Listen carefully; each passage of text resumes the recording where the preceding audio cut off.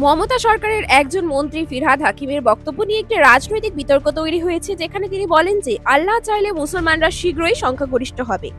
শুক্রবার সংখ্যালঘু শিক্ষার্থীদের জন্য আয়োজিত এক অনুষ্ঠানে তিনি কথা বলেন। এই সময় তিনি মুসলিম সম্প্রদায়কে এমন একটি অবস্থানে নিয়ে আসার প্রয়োজনীয়তার উপর জোর দেন যেখানে তাদের কণ্ঠস্বর স্বয়ংক্রিয়ভাবে শোনা যায় এবং তাদের উন্নয়ন ও ন্যায় বিচারের দাবি পূরণ হয়। অনুষ্ঠানে হাকিম বলেন, পশ্চিমবঙ্গে আমরা 33% এবং জাতীয় পর্যায়ে আমরা 17%। সংখ্যাগতভাবে আমরা সংখ্যালঘু হতে পারি, কিন্তু আল্লাহর ইচ্ছায় আমরা এতটাই শক্তিশালী হতে পারি যে আমাদের ন্যায় বিচারের জন্য মোমবাতি মিছিল করতে হবে না, এটি করার কোনো প্রয়োজন হবে না। আমরা এমন একটি অবস্থানে থাকব যেখানে আমাদের কণ্ঠস্বর স্বয়ংক্রিয়ভাবে শোনা যাবে এবং আমাদের ন্যায় বিচারের দাবিও পূরণ হবে। सिर्फ 17% है और हमें माइनॉरिटी कम्युनिटी कहा जाता है,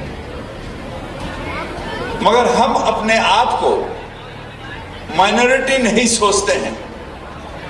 हम सोचते हैं अगर अल्लाह की रहमत है हमारे ऊपर, अगर तालीम हमारे साथ है,